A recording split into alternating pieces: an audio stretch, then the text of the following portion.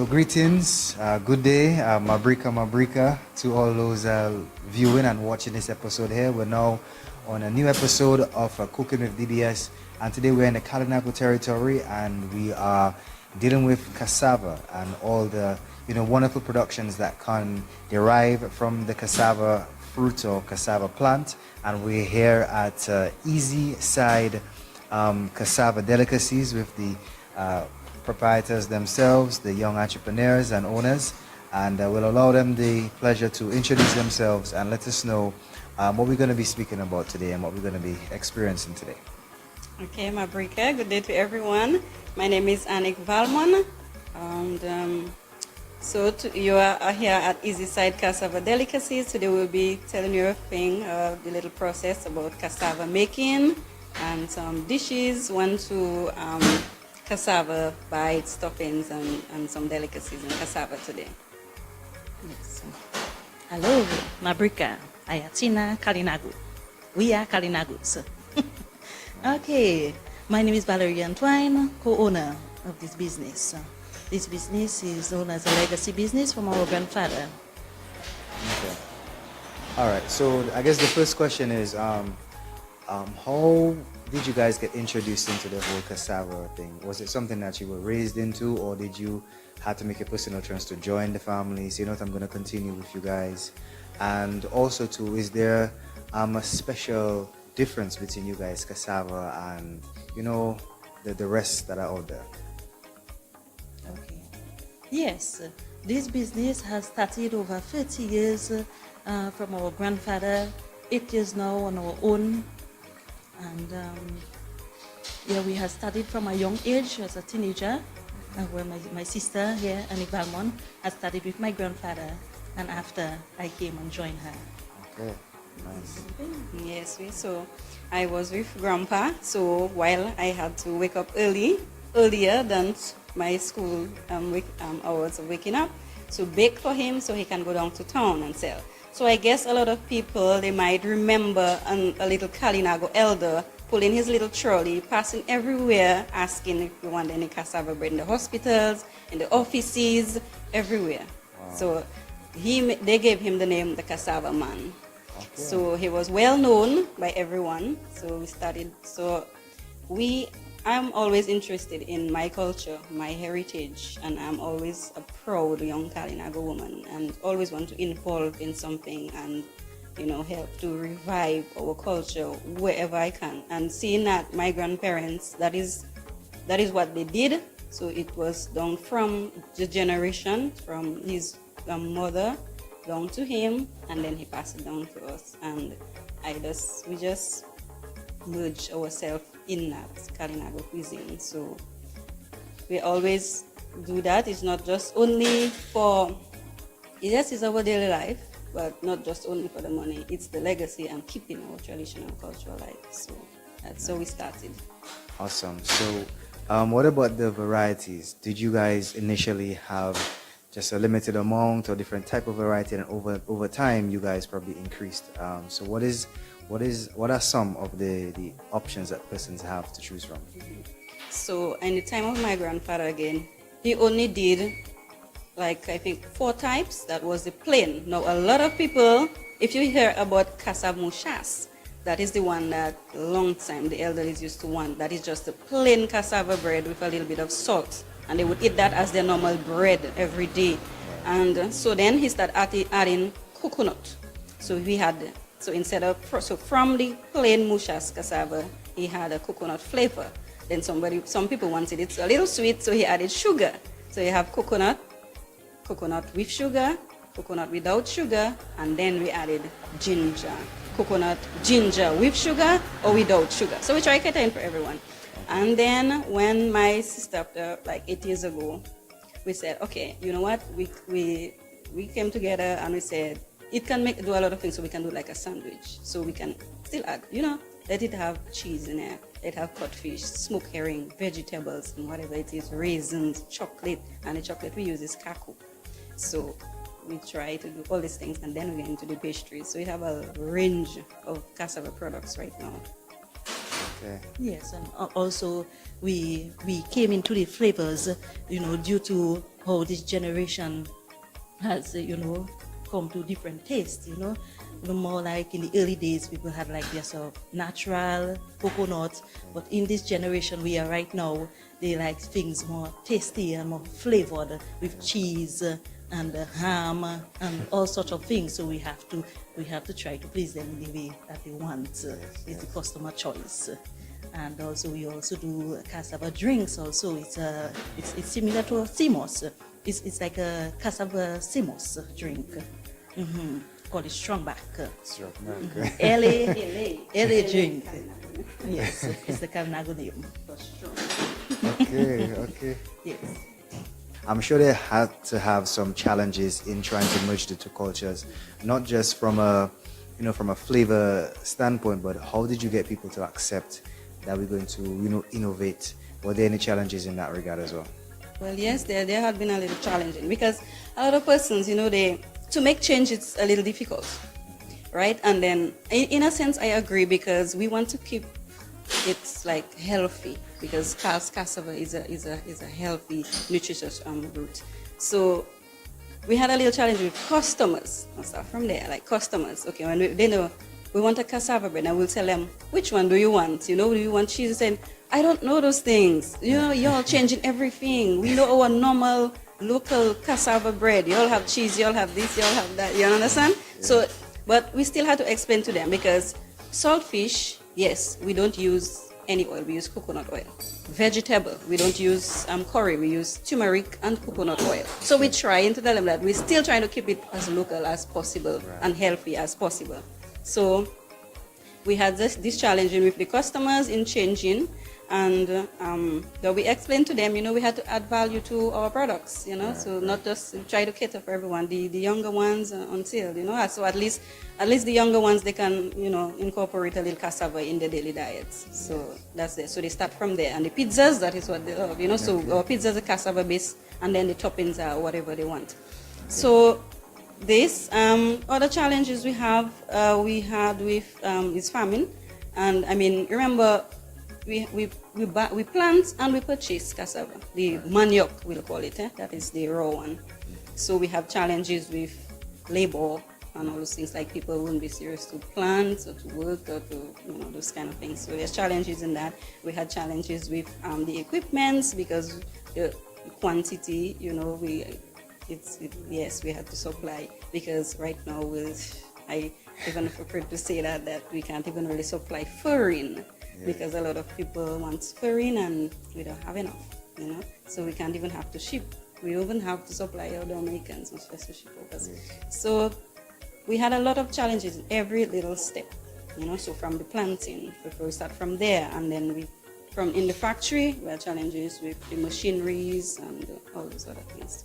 But we try to keep our head up and we continue, and nothing lets us down or nothing breaks us, so we continue. Indeed. For now, we don't have marketing outside. We have, sell to locals and foreigners that comes into the country. Also, our cassava, most of them are tested by Bureau standards, so they are ready to shelf products. Hopefully, this year, 2026, we will be having some of our products, most of our products, I should say, in supermarkets. Dominica? In Dominica and abroad, yes.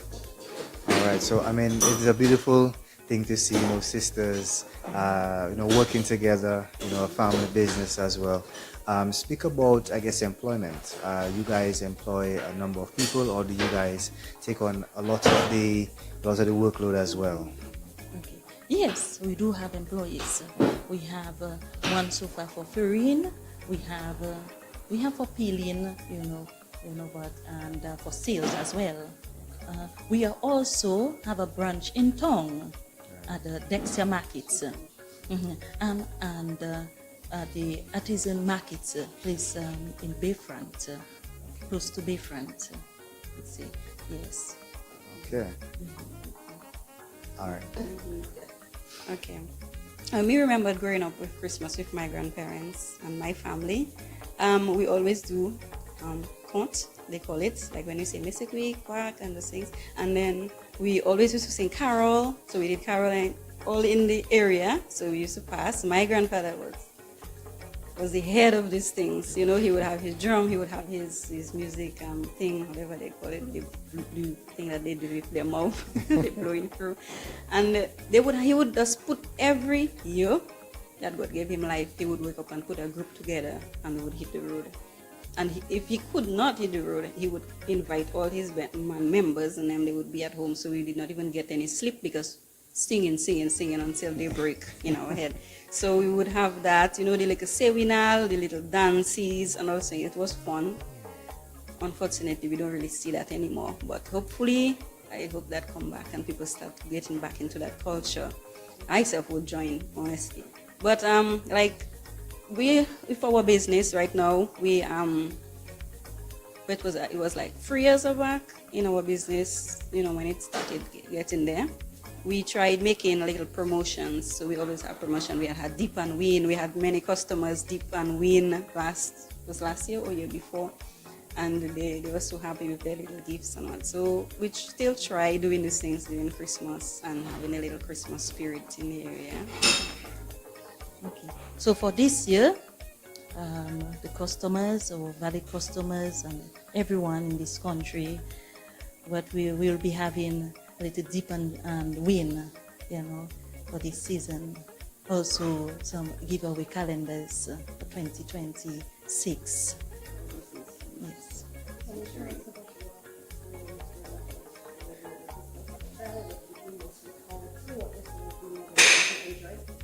Well, I enjoy for the moments of Christmas. I enjoy the family get together for the most, and also to make my customers feel pleased by giving them a gift. Yes, and it is so happy to see that, you know, it could be their first time that they get a gift.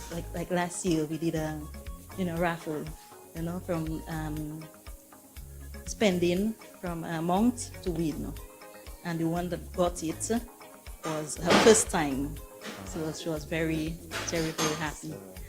My experience growing up with my family and with this business is very good. It's all right, very excellent. I really appreciate that, man, and thank you so much, and continue success on you guys' business. Thank you. And the great work. Yes.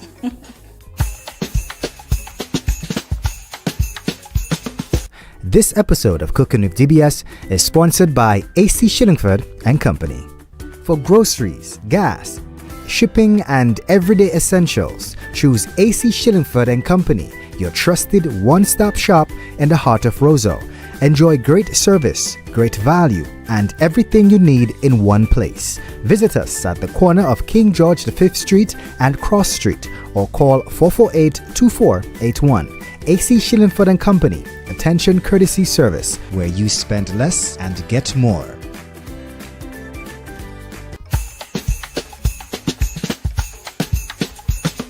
This part right here is the second part of the second stage of the cassava process. The first one will be harvesting, or if we don't harvest, we purchase from the farmers on the way. So this is like a little bit of cassava. Now we work with two types. We work with this one. This one is the sweet type. It's white inside. We can cook it like a provision. When we make the farine, that's when the farine comes out white. Now we have the second one, which is, it's another type of sweet, but it's the butter stick. We call it the butter stick, so it's more yellow inside and white, as you can see the difference. So this one will come out like powdered milk the color, yes, when you make it. But it's both are sweet cassava. So we'll be peeling. Second stage we'll be peeling, we'll be washing, and so on. Okay. Some of them peel really easy, but some are a little bit difficult because usually cassava stays for like back in the day, cassava would stay in the soil for 9 months or so. or longer. Some used to leave it longer. But How long right do you all wait now before you all have right now, harvest? yeah, so we wait like 7 months. Okay. So after 7 months, you can harvest, because the longer it stays, the harder it gets, and the starch, you will not get the amount of starch you will need from it. Okay. Yeah. And with a crop like this, how long would you all think that this would last? This portion that you'll have now, how long do you see that this lasts in terms of production? Oh, this little portion, this will last for like 3 days, because we do not just only the cassava traditional bread, but we do all the other pastries. So the muffins, the pones, everything comes from it, and the Okay. farine. So this portion will not supply as much people, because this will be like 200 and something pounds. So that's not enough. Usually every week we process like 1,200, 1,300 pounds of manioc per week.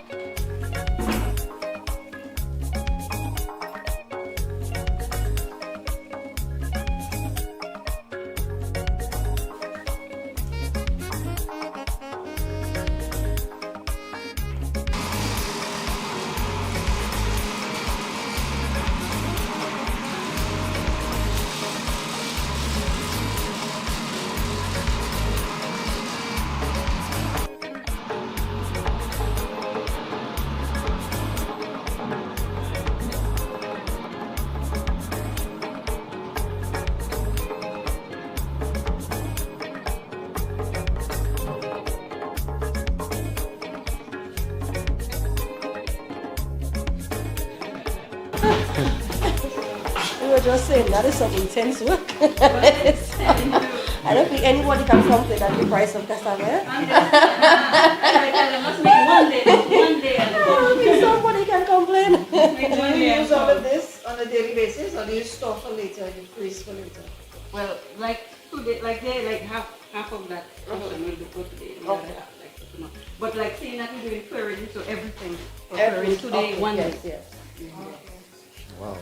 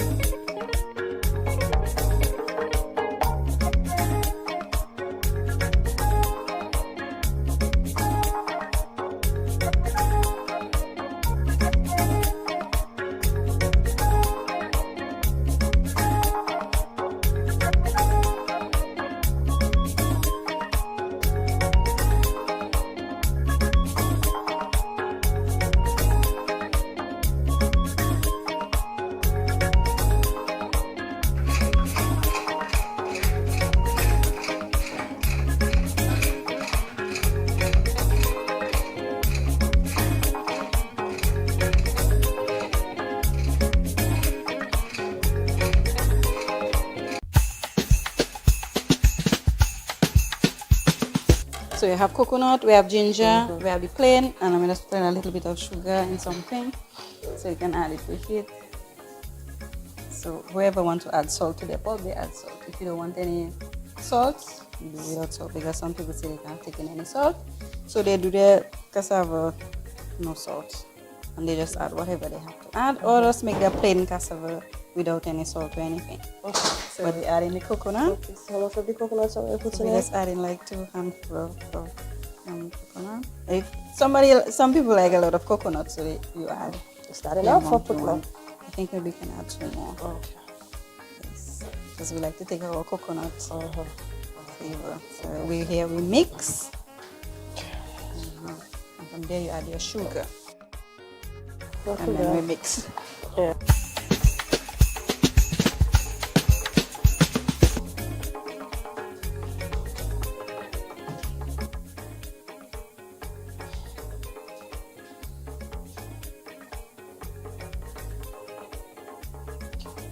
So I can do the first one for you, and then you do the second more.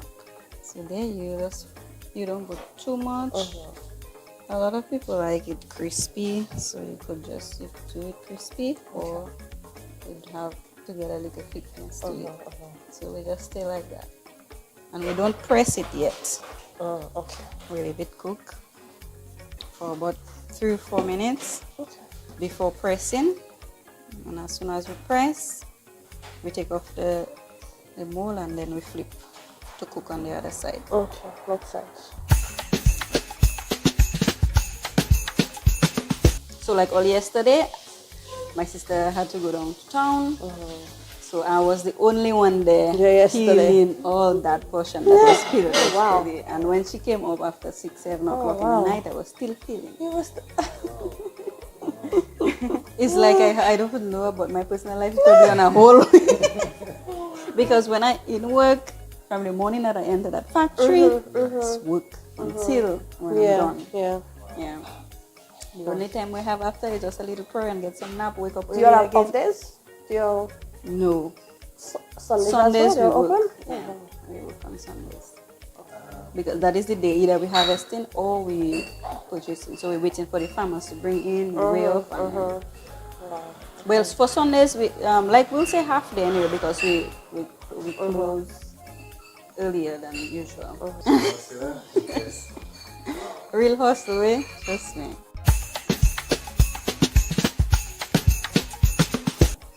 Yes, and then from there we help it. So we remove. You see? Makes sense. Yes, and then Flip.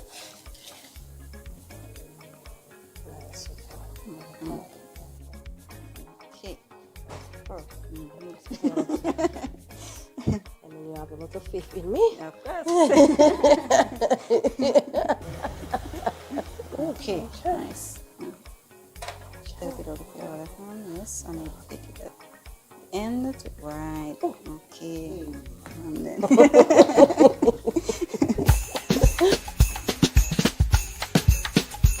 you see people that don't take any sugar like that, you can just add honey with it, or the cane syrup, sweet, you know. So, and the vegetables and all that is like you stuff it in. So it's already getting golden brown. You're going to get more golden brown because of the sugar. Yeah.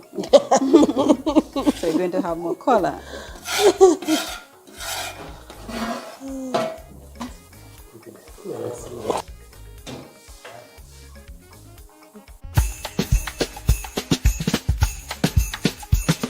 Is that the one with the added sugar? No. It's not added sugar, no added I ginger. can smell the Ginger.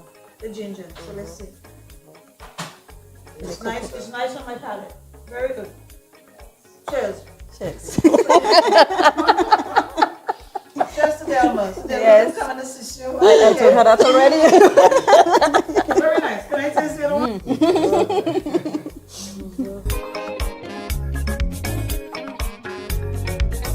And yes, so this has been another wonderful episode of Cooking with DBS. I hope you guys learned a lot here today. Of course, I personally have found a new found passion and appreciation for cassava, the whole process, and also the whole legacy of keeping the culture alive. Anything you want to let the people know as we close off this episode here? Yes, so thank you again for joining us on this cassava, Christmas cassava cooking. So I love my people to feel the experience and to understand the process of cassava, and I hope you do and appreciate what we do and appreciate our work. And I want to say thank you and wish everyone a Merry Christmas.